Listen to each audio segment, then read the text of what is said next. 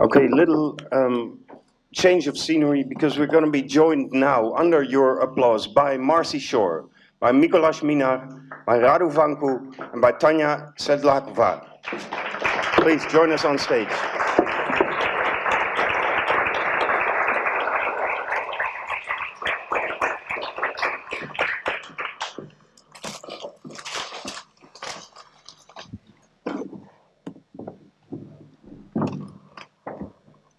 There you are.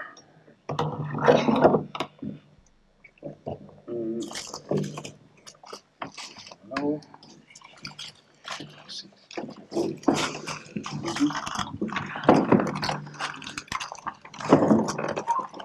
Okay, did I actually hear you clapping seriously for these people?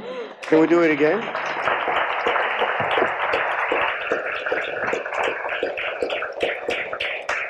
These are the people, together with their friends, who are getting people on the streets in Prague and the Czech Republic, in Bratislava and Slovakia, in Sibiu and other cities in Romania. And Marcy Shore has written a book about the Maidan, of course, the inspirational months-long occupation of the square in Kiev 1314. So what we're going to talk about here is 2018-17 in the Romanian case has been such a surprise, and in many ways also a positive surprise. It gives energy. It proves something that Eric was just talking about, that yes, there are people who actually dare to go on the streets together and to stand up against crime and criminal politics that has gone too far. Here in Slovakia, I don't think it happened for a long, long time, but it's happening now.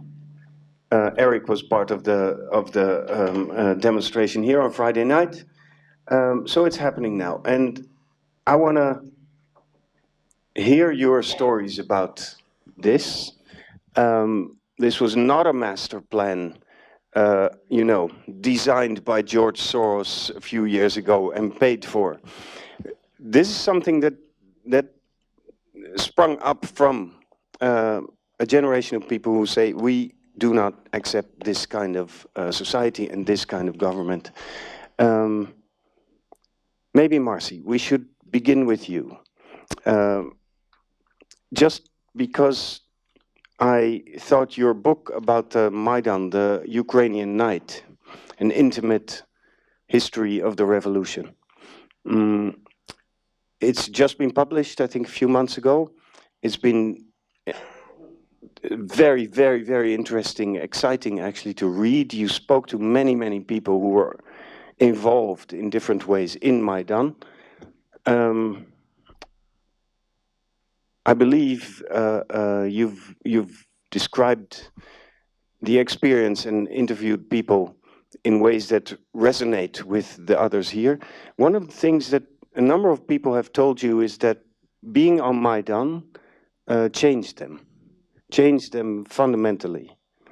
And I would like you to talk a little bit about the change that people are talking about, also because the others here on stage are being changed as we speak. Could you tell us a little bit about the stories of change that participants in the Maidan have experienced and gone through? Yes, well, first of all, thank you to Marta and for the Central European Forum for inviting me. I'm very happy to be back in Bratislava. I feel a bit as if I shouldn't go first because I'm the one who's not a real activist. I'm just a historian, and I write about other people's dramatic experiences. So I feel like a bit of a charlatan. I'm a historian. I never intended to write about anything that was happening in real time. I never intended to write about the Maidan. In some sense, I specifically intended not to write about the Maidan or anything that was happening in real time. All of the advantages a historian has come from retrospect. Looking back, you can know more than anybody could possibly know in real time.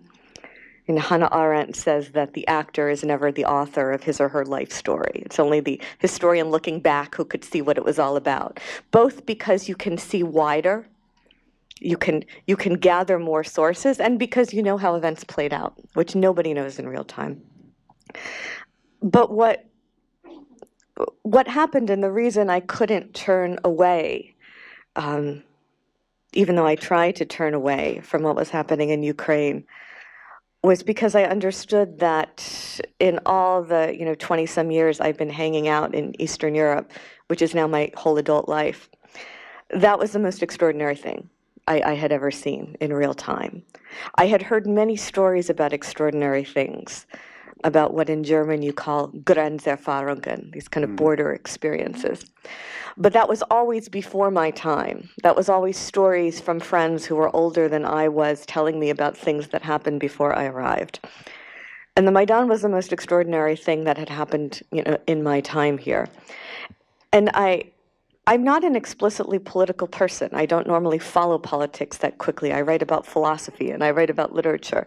But what I understood about the Maidan was precisely what Chris said, that this wasn't just a political protest and it wasn't just something that was ushering in political changes, that there was actually an existential transformation, that human souls were actually changing, kind of in front of me in real time. And that was something I found impossible to turn away from.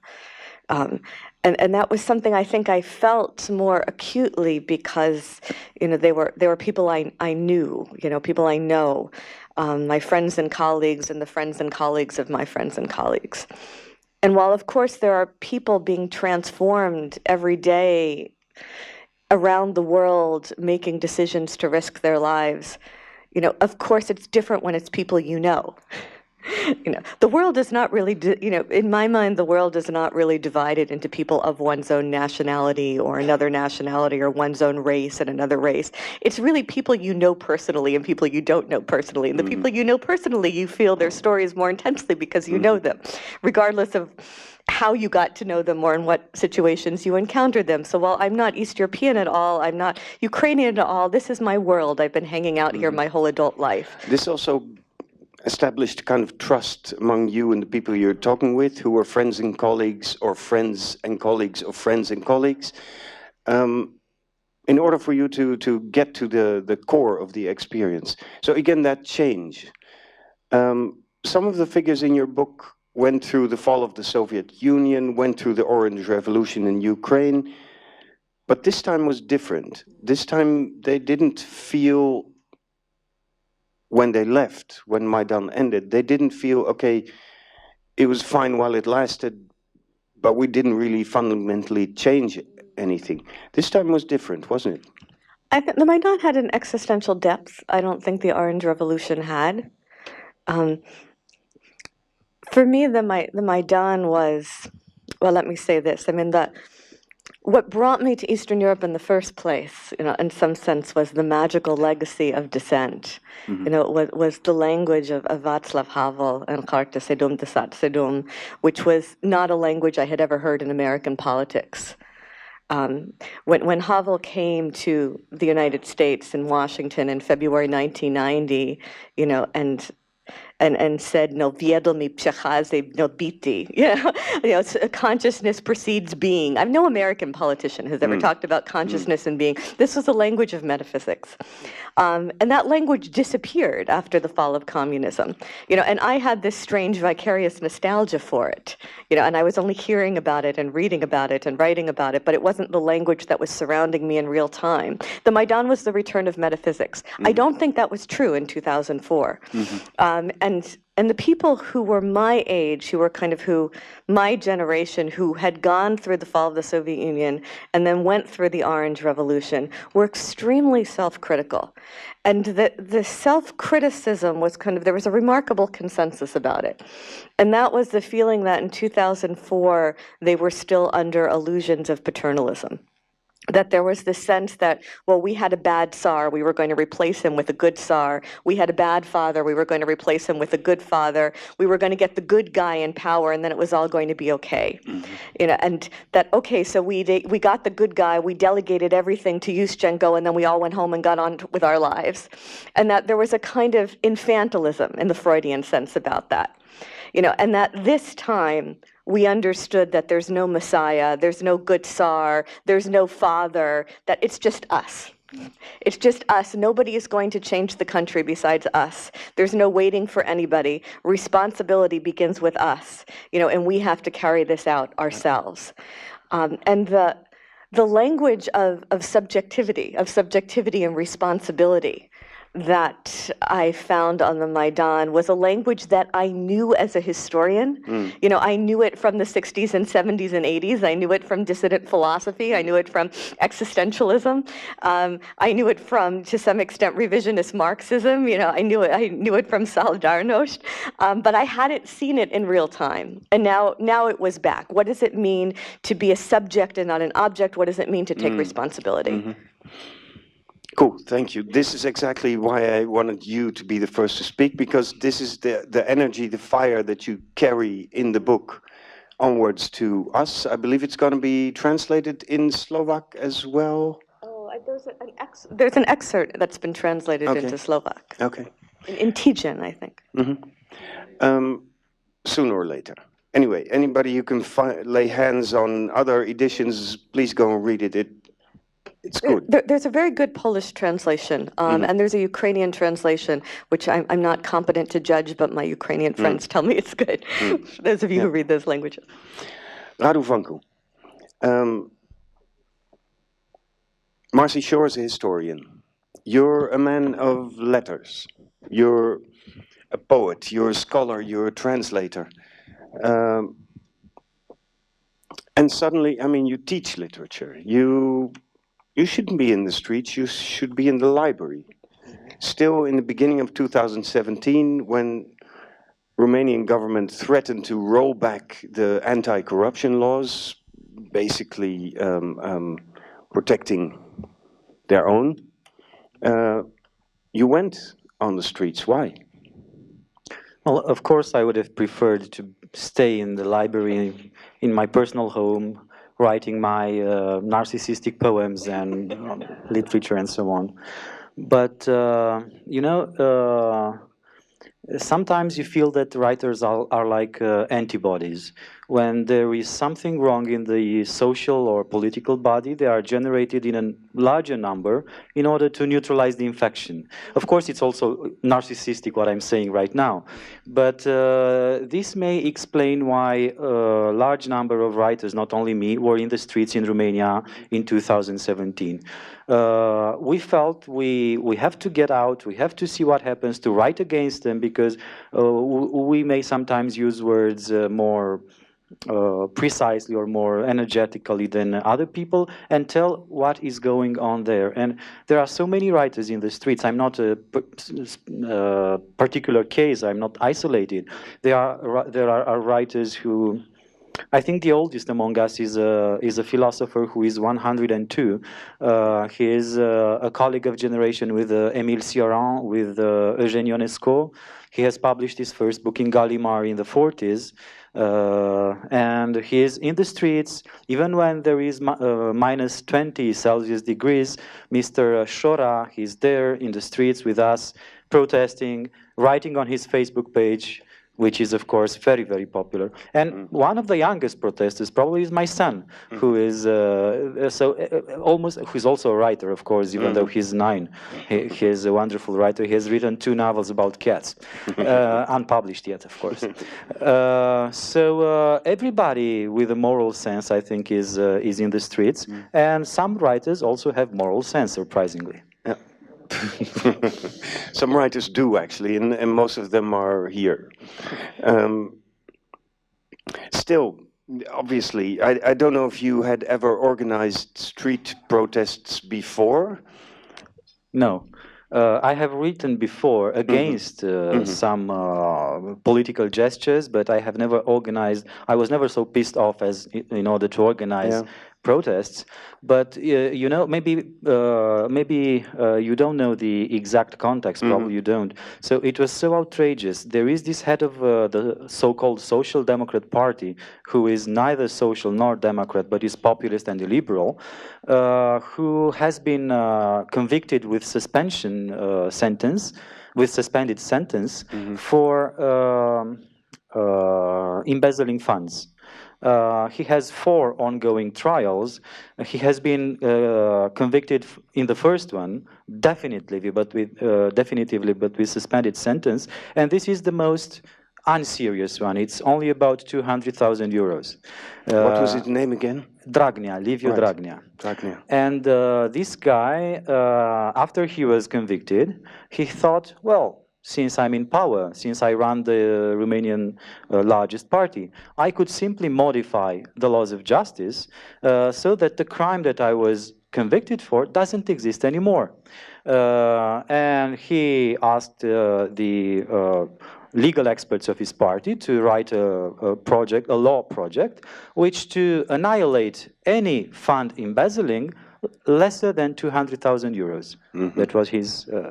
So, of course, when we heard about that, we were shocked and outraged, and we went into the streets and we told him, we understood that you prepare this kind of ridiculous, stupid, and outrageous law. Do not do it. And he denied. He said, I don't intend to do such a thing. Then, in January 2017, the president, the Romanian president, who's on the good side of the things, he's from another party. His name? His name is Iohannis. Iohannis. He's from the Saxon minority. He used to be the mayor of Sibiu, the city I live in, and he was a very good mayor. So this is why he was elected as a president. And Iohannis was informed that that law is prepared. He went to the governmental meeting and told them, do not pass this law. This will shock everybody, this will cause massive protests, and this will shock Europe and any citizen with good sense on this planet. And they denied, of course, preparing it, and in night time, they have passed it as an emergency decree. Which is outrageous. Outrageous, of course. And you are on the streets because you want to prevent those kind of things from becoming the new normal. Yes, and we went into the streets with 2 motivations. In the first place, to prevent it happening, and afterwards to ask him withdrawing the law. And in the very night that they passed this emergency decree, we took the streets. And it was about 600,000 Romanians in the streets, asking him... All across the country, yeah? Yeah, 300,000 in Bucharest and the rest in the country. And under public pressure, he withdrew it. But then he thought, okay, I will try to pass it via, not as an emergency decree, but via regular parliamentary procedure, but I will modify all the law, in order to get support, I will modify the laws involving all the crimes committed by all the rulers of the Social Democrat Party. So, for example, there is a guy running this so-called Social Democrat Party who is under trial for sexual harassment. And at one point, they thought about decriminalizing sexual harassment. So, of course, it's so abusive, so annoying, that it keeps us in the streets for the last 2 years. Yeah.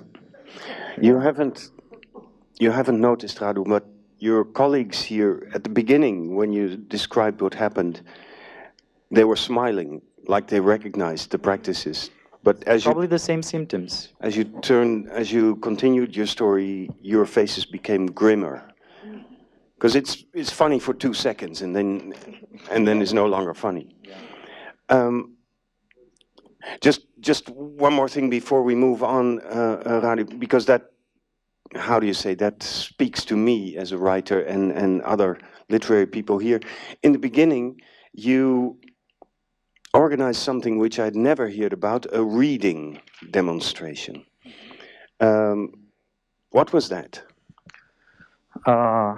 This was just a few weeks after this first time on the streets. As time passed by, it was obvious that the politicians, learned how to manage the shock and the pressure. So we started looking for alternative protests, which they do not expect, which to draw attention and to put pressure on them in things they have never thought before. One of them was this reading protest. We created a network around the country, and on a specific day, everybody got in the streets or in the markets, in the squares, with books and silently read for a few hours. I myself took Henry David Thoreau on the duty of public disobedience, of course, because I think it's important to have this kind of public disobedience. Could you do us the pleasure of reading your own description of what happened? Because I think it's so beautiful, this in italics. Some 200 to 300 people gathered in the main square in Sibiu and quietly sat on benches or directly on the ground and read from Thoreau, for example, from On the Duty of Civil Disobedience, or from the Bible, or from Jean-Claude Carrier's The Circle of Liars. So it's also very effective. It's so powerful to see these young people using reading as a political tool against the corrupt government. So even when the government doesn't want to react, going there in the streets and protesting by reading, tweeting, writing on Facebook, dancing, playing the guitar, doing a play, for example, it always works. It is the force of art, actually. I mean, seeing so many people gathered in a square is like living a fiction. It's living a fairy tale. It's like a huge poem made of a million lines, each person being a line. No government can resist against such a huge poem. It's like trying to resist against the Iliad or the Odyssey. You have no chance. So it is absolutely applicable in every part of the world.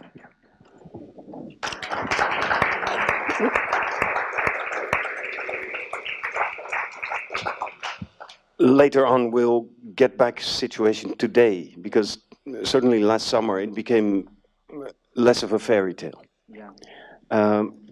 But first, let's move on. Like you say here, it's like a huge poem made of a million lines. I've never heard a demonstration being described like that, but it did remind me of you, of course, Mikolas, because you started A Million Moments for Democracy. Yes. Yes. And you just, I mean, it's super special that you're here, because last night you organized a huge demonstration again in Prague, but now you're here. Like the historian, like the poet and writer, you, if everything had been normal, should be a philosopher, studying language and literature, studying theology, studying the philosophy of anthropology and religion. That is what you set out for, but now you're one of the movers and shakers of what's happening on the streets. Yes, but I'm sorry, I should speak in Czech. Sure. Yeah. Tak je, ano, to je pravda. Milí přátelé, já děkuju za pozvání. Yes. Thank you very much for the invitation. Let me begin by saying that you in Slovakia most probably know what's going on in our country. Let me sum it up in 5 minutes so that you get the background and you know what we are protesting against. 29 years ago, we took over responsibility for what's going on in our country, and we won freedom. Nevertheless, over those 29 years, we made a lot of mistakes, and our political parties got discredited. And this is also the reason why in 2017, Mr. Babiš won in the elections with his ANO movement. Babiš is an oligarch. He is the second richest person in our country, and he is currently being prosecuted for subsidy fraud, and we were afraid of what would become when he gets elected. What is the situation today? In 2017, the populist movement of Babiš got a majority, followed by communists, and the third place was held by a fascist-leaning party questioning, for instance, Roma Holocaust. So these three parties faced the democratic parties. Unfortunately, they prevailed because they had 5 votes more than the democratic opposition. After the elections, we did not know what to do, but we wanted to do something. Before elections, Mr. Babiš promised the Czech citizens that he would carry out some actions like promoting democracy, and we urged him to promote democracy as he promised. Since he didn't do it, we started criticizing him, but he could not say that we do not have any reason for being critical. We tried to appeal to people, and we urged Mr. Babiš to take 10 steps. But then it became quite apparent that he never meant his keeping his promises, and he had to rely on the support of communists. It turned out that his criminal prosecution was based on solid grounds, and the Bratislava court ruled that he has been listed as an agent of secret police. And therefore, we decided that we have to do something, because it is probably useless to try to appeal on the consciousness of this person. This is why we published an appeal that we do not want a secret police agent to be our prime minister. And this appeal was supported by 2,000 people who gave their signatures over the span of 20 days. The main idea is that if 1 million of people will give a minute to doing something maybe very little, like coming to a demonstration or signing a petition, the overall effect would be tremendous. And we believe that this has really been proven, because we organized a number of large-scale protests, the last of them last night, and it was held under the motto for a decent Czechia, for a decent Czech Republic. We were inspired by the Slovak movement. The demonstration was held at the Old Times Square with around 25,000 people in attendance. I would like to explain why we convened the meeting, the march. The situation in the Czech Republic today is quite absurd because of several reasons.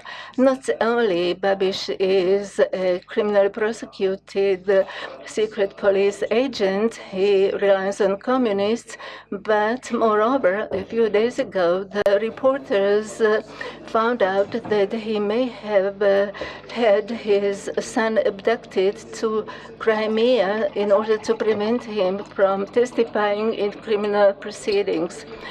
This evoked an outcry among the public at large and the politicians as well. And they started to call for his resignation. And what Babiš said the day before yesterday, he said, "I will never resign, never." Remember it. He thus brought the Czech Republic close to a rogue country, and but this was not all, because a few days later, our president said if the prime minister is asked for resignation and would be forced to resign, he would, the president reappoint him again to the office of prime minister. The party of Babiš upholds their boss as a sect, because there is no democracy within the party. Also, Babiš has a majority of MPs. It means that he cannot be recalled, and if he is recalled, the president would reappoint him again. It means that we seem to be powerless, but the only thing we have is the power of the powerless.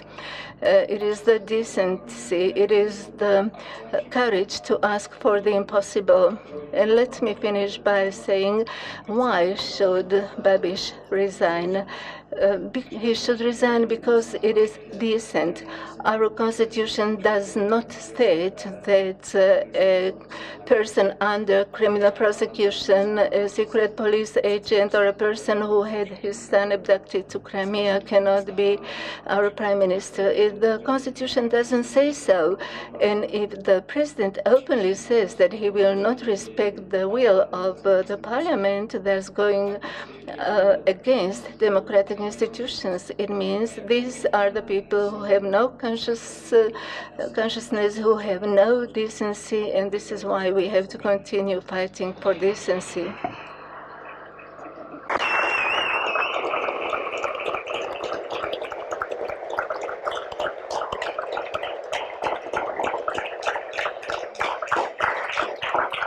Nicholas, thank you. Now,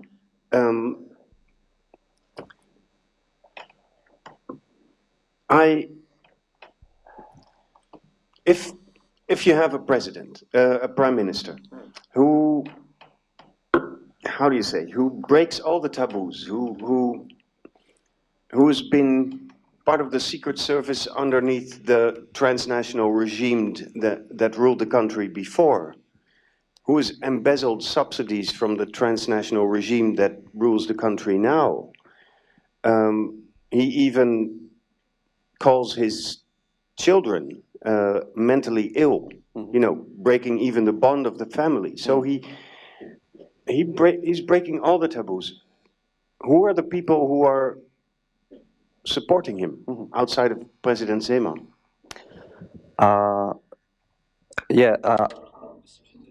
I think that's really the most important question, because even if we manage to force him to resign, his voters will stay with us forever, and the people have certain reasons why they do so, and we try to organize our protests in such a way that we also remember those people, so that our narrative is not something they would make them despised, or that there is no place for them in future. People who voted for Babiš are those who lost confidence in politics. They see all political affairs as dirt. And they also don't think that Babiš is a clean person. They would say, yes, it might be so that he has committed fraud and stole 50 million, but what? It's stealing from the EU and it serves the public. And before his era, there were people taking away even more money. He made some promises. He said that he will stop the petty crime, and that he will be an effective manager, and he will run the country as a company, and that parliament is only a discussion club. That is what our ex-socialist President Gottwald used to say in the 50s. So this is something people are impressed by, because though he is the richest person in the country, and he is for 20 years a part of a clients network, and has contacts with corrupt politicians, he always says that these bad, corrupt elites are the ones to blame for. And he says, look, I am just a simple person. He would have jeans and pullover, and he has personal charisma. He travels the country, he meets old ladies, shakes their hands, and his party has really sucked out the whole left wing, and he comes with populist promises, and he increases our state debt, in spite of the fact that we have an unprecedented economic growth. He told people it will be better, there will be a change, and he's a manager who can do it. And don't forget that he has two other advantages. He has really fantastic marketing and 10 times more means available than all other parties together. During the communal elections in Prague, he invested 50 million Czech crowns, which is 4 times more than all other parties together. So when you see this, you understand what is the result. There's 25,000 of you in the streets, and it's him on his own in the palace. Who knows what's going to happen? Let's continue about that in a minute. Tanya, I think you were supposed to be working on PhD in social psychology right now. Yeah, I'm not. But Instead, you just published, together with your friends, this book, which documents all the speeches and pictures of the demonstrations that happened here since the killing of I want to say her last name correctly, Jan Kočak and Martina Kushnirova in February.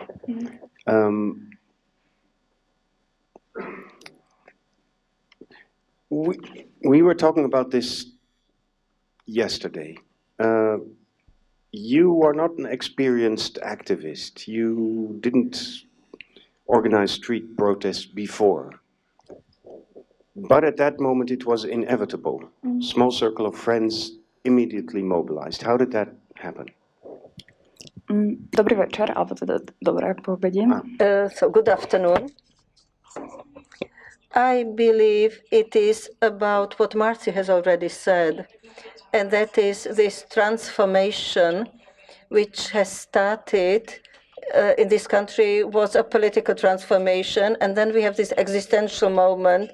That is how it started here. We felt an existential threat because we had our lives, let's say, projected in a certain values and a culture we were raised in by our parents. And I think that in this country, it was this existential threat which united us. So we are a group of people who didn't know each other before.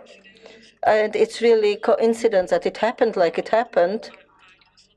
It's also a consequence of technology because a friend of us started an event and she thought only a few people will come. Then Juraj, who is here with us, organized a commemoration, etc. And somehow it happened that we have created this group. And I think the luck was that we are a not homogeneous group. We are ideologically not homogeneous, which is good. And another important thing is that we respect each other and we like each other.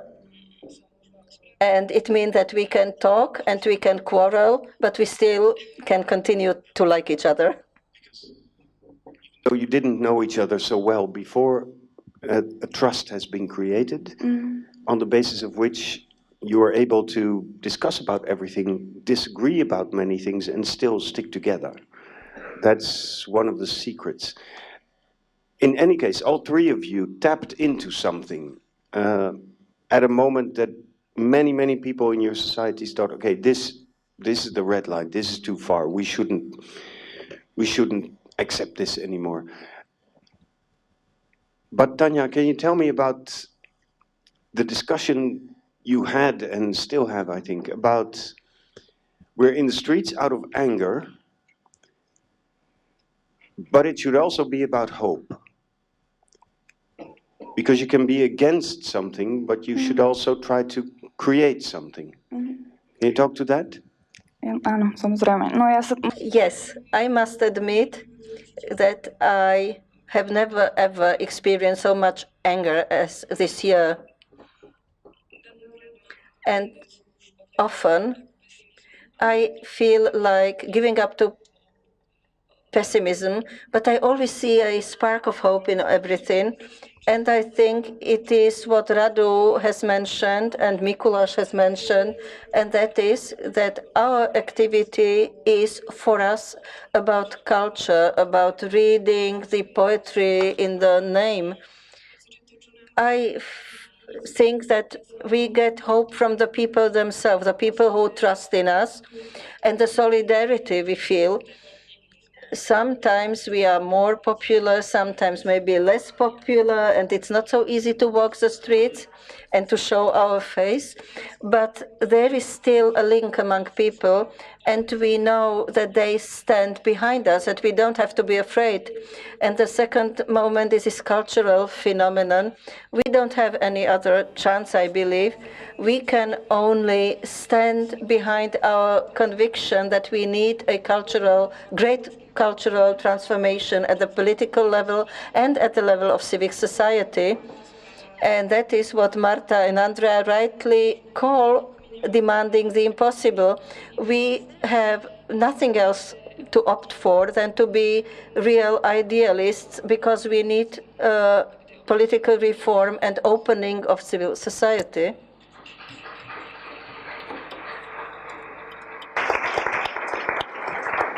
You told me usually you're mostly working behind the screens. You're not so used to be the Preto one som taká speaking in nervózna. public. I think it's That's the reason I'm so nervous. very well. Now, Timothy Snyder, last night, he was talking to us about ideals and idealism. He said, sure, an ideal is by definition impossible to reach. Equality, fairness, peace. But what would life be if we gave up on pursuing ideals? And that is maybe a similar thing to what you are saying now. You started out with a quite modest slogan, in my view, for a decent Slovakia. I mean, you're asking for what should be the most normal thing in the world. It's very, I understand it, but it's very modest. By now, at the end of this year, have you and the others started discussing about maybe creating a blueprint for a future after you've conquered these criminal, corrupt practices? Have you started discussing, writing, speaking about another way that Slovakia, this society, should be managed, run, organized, carried by the people? Ja si myslím, že vlastne celú I believe that what we do is very dynamic, and it's a response to the political context and also the mood among people. And I don't know whether my answer is the answer to your question. However, I have the feeling that one thing is a fair, a just society. That is what we have to demand. And when we decided to call it For a Decent Slovakia, I thought maybe it should be more, it should be called rather For Just Society. But I think that as the time passes, I feel more identified with the thought that the title is a well-chosen one, and Mikuláš mentioned it. What we want is that we want politicians not to follow only the laws, because the change we are hoping for is demanding decency from the people, which means that people who are not in privileged groups or who don't have enough social cultural capital to feel as EU citizens, they should not feel to be humiliated, and the politicians should not be able to abduct their sons, and they should not be able to talk among themselves like being in the last pub somewhere in the forgotten corner of the country. So that is about culture, and I think decency is the right term. And what's ahead of us is to make this change lasting. Last week we had communal elections, and we see that we had a lot of candidates who are from our organizers. They have won in the elections, so we have to trust each other. We must continue trusting each other, and we must keep to decency. Um, so if I understand it well, you're not writing down a blueprint for a systematic change, you're claiming a cultural change. Viete, my sa naozaj rôznime aj v tej skupine. Ja môžem We have to say that also within our group there is a variety of opinions. As for myself, I have pursued this idea during my entire life, but maybe some other would stress other things such as corruption, etc. Let's return to you for a minute because you've been listening and taking notes, I see. I always take that. Especially when you're in the middle of a super inspiring conversation. Yeah? Listening to these first stories from people who are organizing people in the streets now, right now, today. Correspondences, differences with what you heard and wrote about Maidan. It will work. Is it working? Okay. Now, one thing a lot of people talk to me about on the Maidan, and social media was incredibly important. The internet was incredibly important. You know, it was a revolution that got started on Facebook that might well not have existed had it not been for that original Facebook post written by the Afghan-Ukrainian journalist Mustafa Nayyem, almost exactly now 5 years ago. But people spoke a lot about the importance of physically being there. About corporeal politics, what it meant to physically be in the presence of other people. Even as the virtual world was very important, even as the Maidan was live streaming itself, including people setting up cameras so that in effect people could watch them get shot in real time, which is a whole other topic about the relationship between subjectivity and transparency. What does that kind of self-exposure mean? But the importance of being there with other people, of feeling the physical presence of other people, was something that kept coming up time and time again. And it wasn't necessarily about, fighting or organizing, or it was actually something kind of existential about being physically in the presence of other people and kind of feeling them next to you and walking with them, or handing them tea. And I thought about that a lot. I don't love being in demonstrations. I don't love crowds. It's not really my thing. But for instance, I'll speak as an American just briefly here. After our catastrophic elections of 2 years ago now, of November 2016, so my children Tim's children, were 4 and 6, so old enough to understand something. Not old enough to understand the details, but old enough to understand that something catastrophic had happened. And when I took them to vote with me, which in the States involved waiting in line for 2 hours because we're completely incompetent and can't run an election. And my son, who was 6, said as we were waiting to vote, he said, "Mommy, if Hillary Clinton wins, then all the grown-ups are going to calm down, right?" And I said, "Yes, it's going to be okay. We're all going to calm down now." And then, of course, I had to tell them the next morning what had happened, which I think I will carry post-traumatic stress from for the rest of my life.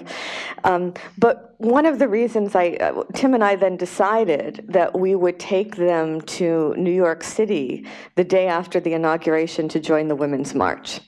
And not only do I not love being in large crowds, but generally when you have 2 small children, the last thing you want to do is jump into a crowd of hundreds of thousands of people because you're in a constant state of terror that you could lose those children, and they're too small to make a phone call, and not that somebody would kidnap them, but they could easily get lost, and how would you ever find them in the crowd? And the reason we did it anyway, and the reason I thought it would be, and it was a good idea, was the comforting physical presence of other people. I mean, even though they couldn't understand, in detail, they had this sense that, it was not only in our house that there was this feeling of the collapse of civilization, that there were all these other people, and other people were coming out, and other people were making signs. My 4-year-old daughter painted a unicorns against Trump sign. just like with lots of different colors. But that sense that they were with other people, even though we didn't necessarily know them, was very, I mean, it was somehow very centering for them. And seeing it through their eyes made me appreciate demonstrations more than I had in the past. This is something that you get back from the people who were at Maidan. This is something you get back from the people here. Radu, I think both Marcy and Tanya have touched upon something that I think is central in your mind as well. So, in the beginning in Sibiu, you and a lot of other people, 200-300 people, were sitting there reading Thoreau and the Ilias and the Bible and whatever. I'm sure there's many other people in Sibiu who are very angry about what's going on, who feel left behind through what's going on, but they don't read Thoreau at night on the central square in Sibiu. One of your things is you also want to, you say we will never change anything if we do not also include the others who are, you know, in different generations, different classes, different positions than ours. Are you succeeding in doing so? Yes, Sibiu, for example, is the city in Romania with the largest percentage of participation in the protests. In February 5th, I think, 2017, 43,000 people in a city which has 140,000 inhabitants. So it's almost one person out of three, including old men, children, and so on, were in the streets. It's an impressive array of photos with the central square practically teeming over with people. It was not enough space for how much spirit was there. The thing is, he did not resign. We asked for his resignation because it was Dragnea. Yeah. So we thought, let's find out if large numbers do not impress him, let's find out new methods of protest. One of them was the reading protest, but it was, of course, not enough. And then in last December 11, almost 1 year ago, we thought, let's start. So, okay, we understood it's a marathon. It's not a sprint. It's not a 100-meter sprint. It's not about speed. He will not resign. It's a marathon. We have to find out a method of energy management. So we invented a daily protest. Every day at noon, we gather in Sibiu in front of the headquarters of the Social Democrat Party, and we silently stare at their windows in order to show them that we see them. Even though we do not shout, we see you. This is the name of the movement. We see you, vă vedem in Romanian. We see you from Sibiu. We hope that it will spread in the country and it will create a network of we see you movements. And now we have 320 days of daily protest in Sibiu. In December 11, it will be 65 days of continual protest. And this has caught attention, both international and national. Yeah. We have been invited to the European Parliament in Brussels after we started the protest to talk with the MEPs who are about to intervene in a plenary about Romania and the rule of law in Romania. And we talked with them, with Roberta Metsola from Malta, with Javier Nart from Spain, and so on. And if I say their names, it's because, you see, I think this is what Europe is. Persons from Malta, from Spain, from countries which have no connection with Romania whatsoever, are interested in talking about Romania. And when we went in Brussels, we have these agoras in Sibiu which take place in open air. And we broadcast them live on the internet. And we asked them, okay, we do not want to talk in your offices. We would like to talk outside the European Parliament in open air to make it live on the internet. Good. This is our format of the agora. Would you accept? And they were kind enough to accept. And we started talking. It was March in Brussels. And a Marchy Brussels rain started, which is really a frozen rain. And we stood there, we were shivering and talking about Romania and the rule of law. And none of them left. And at one point I asked Roberta Metsola and Javier Nart and Ska Keller from the Greens, Okay, you have no constituency in Romania, you have no voters in Romania, you shouldn't tremble here, freezing to death and so on. Why do you stay and talk about the rule of law in Romania? And Javier Nart said, well, because you see, Andalusia is Romania and Transylvania is Spain. This is what Europe is about. And I thought it was a beautiful answer from Mr. Nart. And you know what happened? Less than a week ago, 4 or 5 days ago, the European Parliament passed a resolution about Romania, which says exactly what we have been saying in the streets. We have taken our message from the Romanian streets to the European Parliament, and now the European Parliament puts pressure back on them, asking them explicitly to withdraw the massacration of the rule of the, to restore the rule of law in Romania, basically. So I think this is how Europe works and should work. Bring your local tension to the center, and then the center sends it back to the local place. And if Europe has a future, because Timothy Snyder said that last night that maybe the most important problem is that we cannot imagine the future.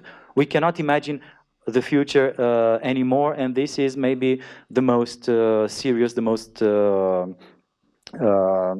real handicap that we have. Let's imagine the future as such. Bringing the local problem to the center, and then the center sends it back to... This is what Europe is about.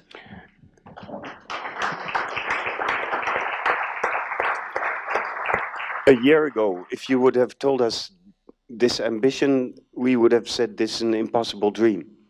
But it happened. I would have also said it's impossible. Yeah. But it happened. And we should add that, of course, we think that a lot of people in Brussels and Strasbourg should gather at noon and look at the building of the European Parliament as well. Yes, there are some problems there too. Yeah. Different scale, different subjects, but... If we want to build a decent society, we have to see each other. I think this is what Europe is. This is also the physical closeness that Marcy was talking about. One more question to you, and then move on to Mikolas. Last summer, August 10, big demonstrations, including under the motto Diaspora at Home, including a lot of Romanians who moved from the country elsewhere in Europe, came back to demonstrate with their countrymen in large numbers. And then all of us were shocked by seeing the violent response from the police and the military. What flipped? Because until then, this had not happened. Until then, it was rather peaceful. There was an attempt in February to infiltrate the crowd with provokers and agitators to transform it into a violent movement, but it failed. So it was really wonderful and peaceful. But in August 10, it was a huge tension created in the months before by the announcement made by Romanian diaspora that they will return and participate in the protests. And one guy from Sweden, when he came back in Romania in his holiday, he bought in Sweden, it was perfectly legal to do it, he bought car plates with the numbers saying in Romanian, "Fac PSD," which was totally legal. I mean, it means nothing in Sweden, in Swedish. PSD being the so-called Social Democrat Party. And the photos of his car, and then his car entering Romania and coming to Bucharest with those car plates, went viral. And it became a mass movement. This, I will say it in Romanian because in English sounds too offensive. This Muie PSD car plates it was a mass phenomenon. A farmer in Cluj in Transylvania, using his tractor and the GPS, cut the grass on his land property, so that from the plane you could see in huge lines Muie PSD if you flew above Cluj, or these kind of things, you know. Which meant "Fuck PSD." Fuck PSD, exactly. Yeah. It just some Romanian hackers hacked Waze. And when you traveled Romania, "Fuck PSD" was written on streets, markets, boulevards, and so on. So, you know, first of all, it was funny, but this annoyed PSD enormously. Because this got to the capillaries of the society, to the lowest level. It was not an intellectual discussion anymore about freedom, rule of law, and so on. It went even to their voters, and this was a scandal for them. They had 46% in December 2016 when they won the elections, and now the opinion polls say that they have less than 25%. Right. So it's a This massive is, dropout. Yeah, this is what we were talking about before, that you are reaching out to other levels, all levels of society. And this is why they created this aggressive, violent counter demonstration. I mean, it was not a counter demonstration. They used the gendarmes. They beat us. One person dead. 700 or 800 persons hospitalized. And I was there. I have seen scenes which seemed for me unacceptable and nightmarish. People throwing up on the streets, children crying, old women and old men passing because of tear gas, and people drawn out even from taxis, drawn by the gendarmes and beaten.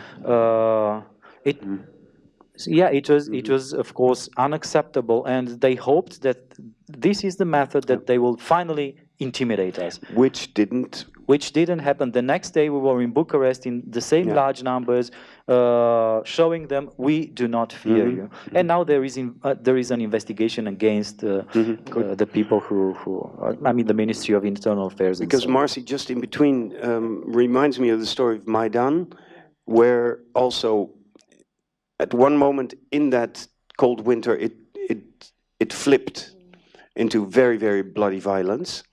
That was not the moment that killed the revolution.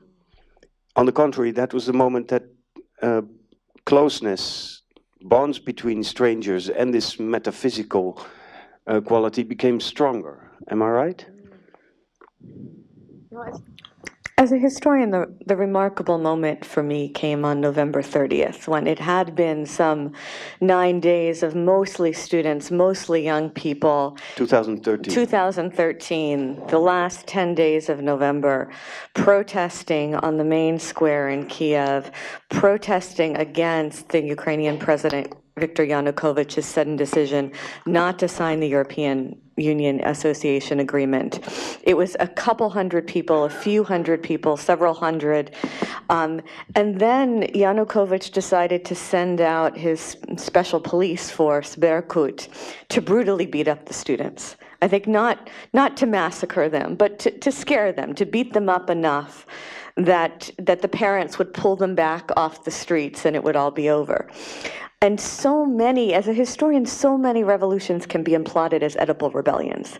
You know, you watch one generation after another rising up against the fathers. And at this moment, the kids get beaten up, the students get beaten up. Yanukovych is counting on the parents to pull the kids off the street. And instead, from several hundred people on that square, a day later, you have close to 1 million people. And suddenly they're not talking about the association agreement. They're saying we will not permit them to beat our children. Right. And that's when it turned. The fathers didn't pull their children back, they joined. The fathers joined them there, and that was an extraordinary thing as a historian to see. I spoke to this one 16-year-old, I'm saying kids, not to be condescending, but because they were actually very young people who were actually, you know, still living with their parents pre-university age. And so a young person who was 16 years old, still in school, living with his mother, his shoulder was battered. And I said, your mother must have been very upset.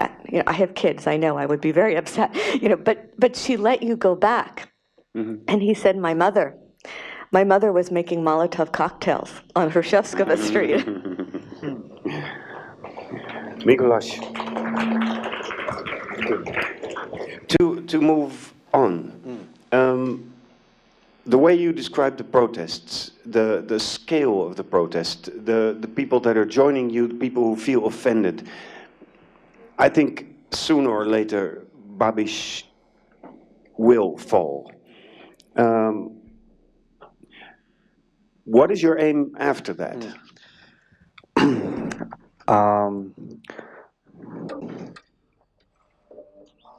Yes, I agree. I think that his position cannot be a lasting position. And I don't believe that his own party would tolerate him for 3 years. because he acts like a dictator, and that is the way he handles his family, his party. So it cannot have a long life.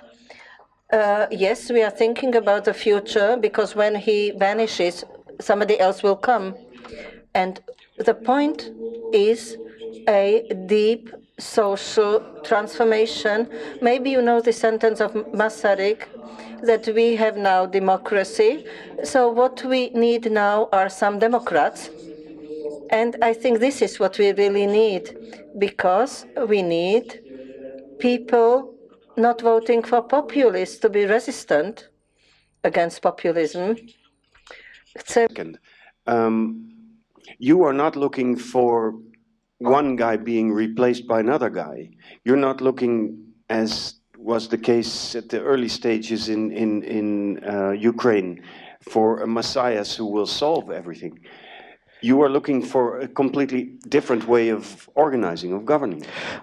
Přesně tak, jako naši... Exactly. We don't want to be a protesters against Babiš. We want to cultivate democracy, public discussion, civic involvement in the Czech Republic. So primarily we tell people, you are those we were waiting for. It's not about us, about our club. It's not about politicians. It's about million people doing every day this petty work, be interested in politics, saying things, and not be ignorant, because if you are 1 million people engaged, the country will look differently. The second thing is that we realize that Mr. Babiš, Okamura, and the other politicians are phenomena on the surface. We see, according to the results of the election, we see how they behave in parliament. But behind them, there are other deeper reasons, some root reasons, some problems in issues in our societies, resulting in the election victory of such figures. So for me, it is more important to handle the root causes, because if we are not remedying them, we will be in a vicious circle. So we need to make an analysis why people vote as they vote. And we have many problems in this respect. We have 1 million people, that is 10% of the population, who are under distraint, execution. We have very low media literacy, zero trust in politics, low political literacy. We would need a education system reform, etc., etc. So I believe that one of the goals for the future should be that the people, we were able to get united today on let's defend democracy, let's fight Babiš. We need to know that and make them aware that this is not the end. We now have to work for and fight for better education system. We must fight against exclusion of millions of people, which means there is time to address serious problems, because then we may hope that our democracy will be a healthy one. At the same time, we also try to mobilize people to stand for certain values.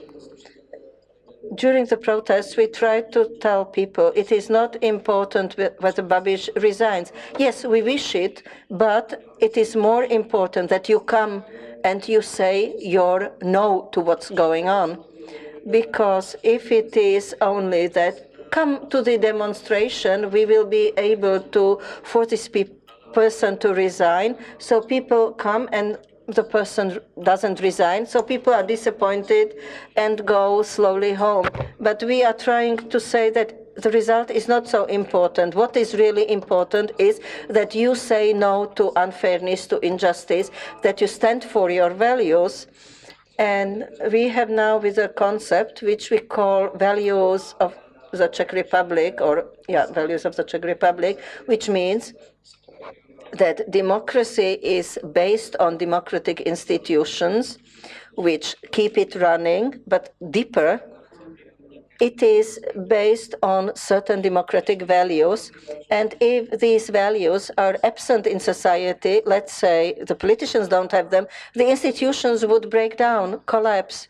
And what we think are the basic values is critical thinking, being nice to people, and become brave.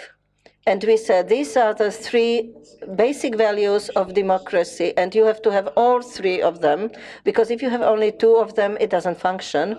If you have people who have some ideals and who want to change everything and know even how it should be because they are thinking in a critical way, they have knowledge but don't have courage, nothing will happen. If you have people who have a lot of ideals and have also the courage how to do it but don't have knowledge and don't know how things run, then we know that the road to hell is paved with the best intentions. And you can have very smart people, that is the people we have in the government, who are not ashamed to implement their objectives and interests, but it doesn't help the society as a whole. So we need all these three values, and we urge people to come and to fight for these values and to demand them from their politicians.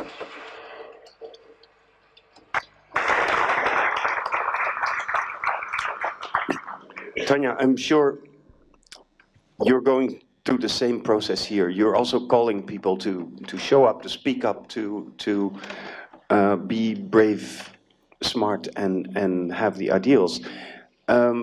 We started out by Marcy talking to us about the changes that participants in Maidan went through. You're in the middle of all this, do you see changes among yourself, among the circle you're working with, among the people in the streets, in the society at large? Určite áno. V sebe určite. Certainly, I do observe changes within myself, but also changes in people that I'm meeting here in Bratislava. As Marcy has said, it is kind of a corporeal experience that people will carry in themselves, and I believe that it is rather underestimated. I have to say that I do not give much thought to thinking about Kaliňák or Danko in Slovakia, but I am more interested in what the two of you have said.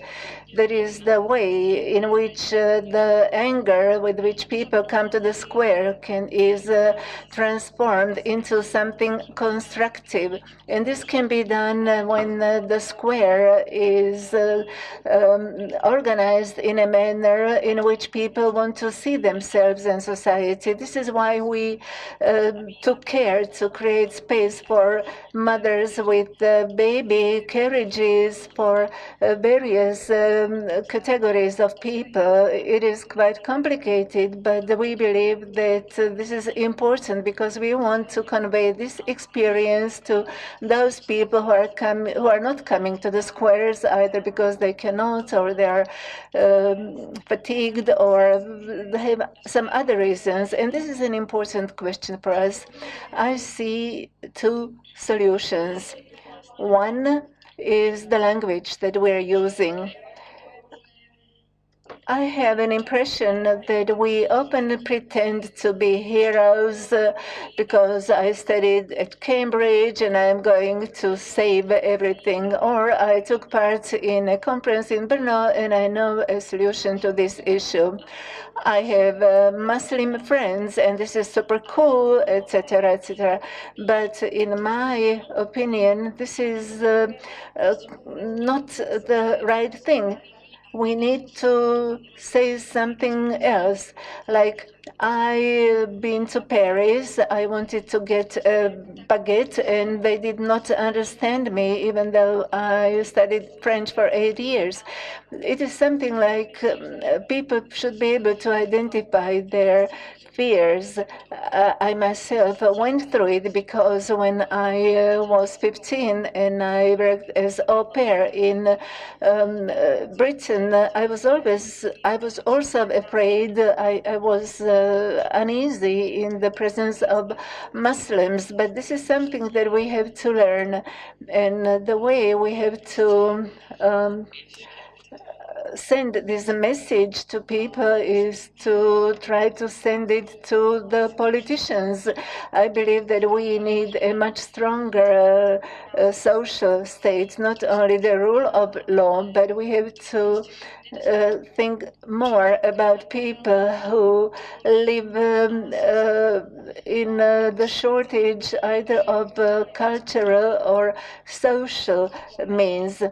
Even though we live in a consumer society, this must be done. And I do not know how to do it because we are very egocentric, thinking about ourselves.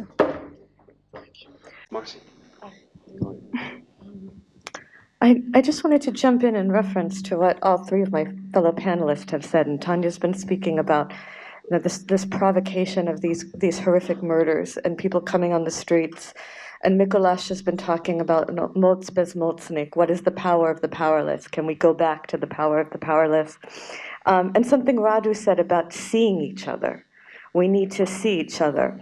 And that all connects quite intimately to why on the Maidan people spoke about this as the revolution of dignity. And in the States, people often said, well, why dignity? Why revolution of dignity? And I thought, well, this is a good moment to go back to Kant.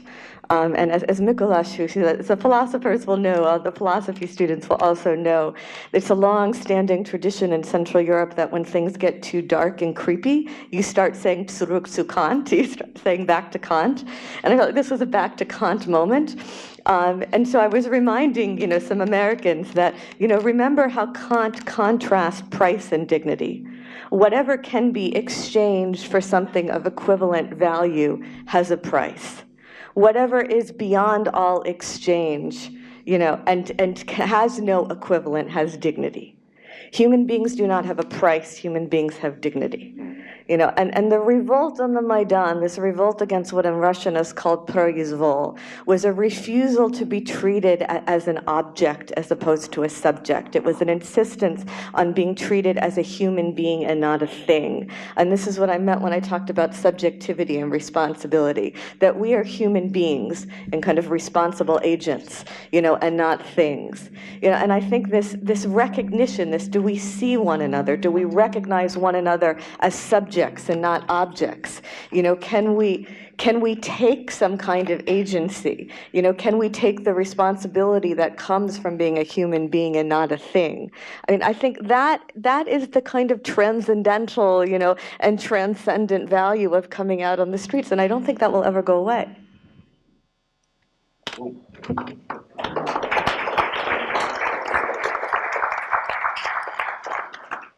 Let's see if there's questions from the audience for these inspiring people.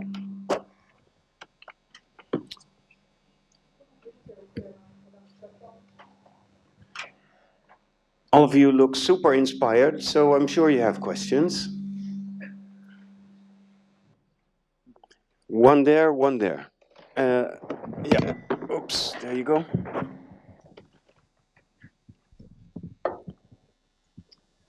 My fellow countryman, Martijn Lamberts. Please introduce yourself. I'm Martijn Lamberts. I am indeed from the Netherlands, working here in Bratislava at the embassy. Eric, the Norwegian colleague at the previous panel, he was saying that we moved from a time from political parties to movements, but that he still believed in political parties, and that's why he decided to work in there. You are all part of movements. Mm-hmm. And I have the feeling, at least in Slovakia, that many people have lost the trust in political parties. So I see also a reluctance of people who have been part of the movement to become politically active. Sorry, in political parties. So the question is, are you are you ready to become part of a political party or create your own to forward your agendas? It's a good question, of course. Is there anybody who says no on this panel? No, I will not enter or create a political party. So, Tanya. You can never know. That leaves you. So could you reply to this dilemma, of course? I'm sure it's going on in all of your circles. Well, I don't feel like I do not want to say that I'm going to enter to a political party or to set up a party, but I believe that this is inevitable. But today, in my situation, I see my role as being professional and civic, but this may happen later on. What is important is to enable politicians to work freely and in a professional manner, but I believe that at the time being, this is not possible in Slovakia. And in my situation, it is impossible as well at this moment because of various reasons, including family, study, health, etc. But I believe that if we want to have good politicians, these politicians must have good people around them. And so this is what we have to do. We have to try to create this background for the politicians to be able to perform, but you can never say never. I also would like to follow up on it.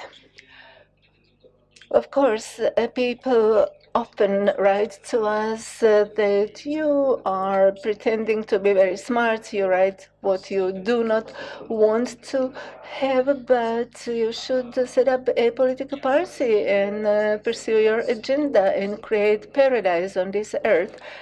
What I believe is that the political parties are necessary, and that at the end of the day, the changes are brought by the laws that are inspired by politicians. This is what we have to realize. But our role as a civic movement is to pursue certain values in society, to unify society around a certain objective. And we also have to exert pressure on the politicians to do their work.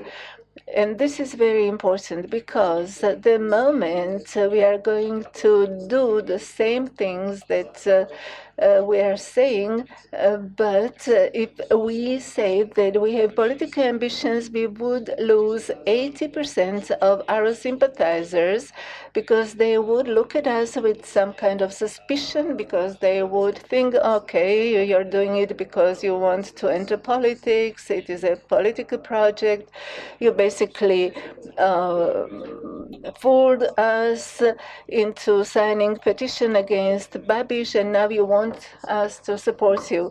But if we speak about specific things and not only about general objectives, we have an opportunity to unify one half of people living in the Czech Republic who just want one and the same thing, and without supporting one or the other political party.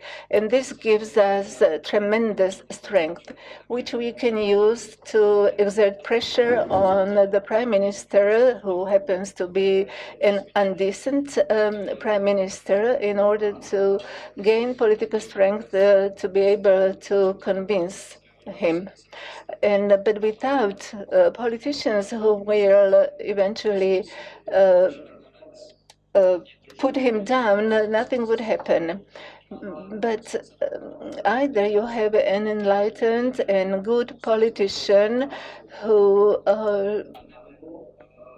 causes society to advance from top down, or you enable civil society to pursue a certain objective and to eventually force the politicians to carry it out.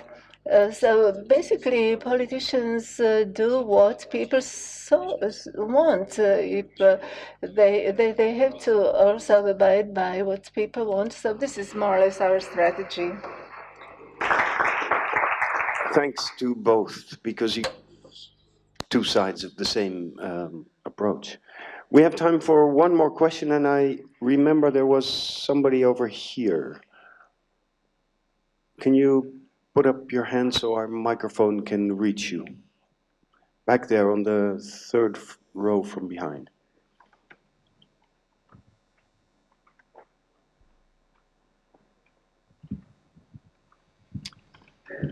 Please introduce yourself. Dobrý večer, volám se Marek Poláček. Marek Polacek, I'm an activist for many years. First of all, I would like to thank all the panelists for what they do, which are, in my view, very important things. I have a question, two questions. One is direct democracy. We have heard it here. I believe that in Ukraine, we have heard that it is so important to have that people get some power, to take share in power. And I think that power and responsibility are the two sides of the same coin. What do you think? The elements of to have direct democracy elements at the communal level, municipal level, that would be towns, municipalities. So the local issues will be decided by a larger participation of inhabitants. That would, in my view, teach them how to handle responsibility and power. And I think that later it would be then reflected in higher politics. So do you think it's a good idea to have more direct democracy at the communal municipal level? And the second question is, how is the situation in Romania today? Because I know that the prosecutor has lost her job or something like that. You will be able to answer on that first. Okay. Yeah. So I'll answer first about Romania. Indeed, she was removed from the position, the lady who ran the National Anti-Corruption Direction. It's probably the most important success of Dragnea and of the Social Democrat Party. But she has been rehired by another prosecutor who's a pain in the ass for the corrupt. And now she coordinates the national strategy anti-corruption in another level of the Ministry of Justice. So she's still there doing the job, thanks to the popular support she has. And I'll answer also about direct democracy very quickly. It happened in Romania. The mass movements in the streets generated locally party structures who are involved in dealing with local problems, and then they coalesced in two major parties who are now emerged directly out of the street and who have about 25% of the votes. And there is another party which is the traditional opponent of the PSD, of the PSD, which has about 25%. So in the next elections, I'm sure that the three of them together will make an alliance, and they will remove PSD from power. And I think this is what has to happen, to have direct democracy, to build what Max Weber called the community of feeling. He said that a nation is a community of feeling which generates its own structures. So this is what happened in Romania. Mass movements have made Romania into a community of feeling which generated its own parties, its own institutions, and which will eventually be Romania.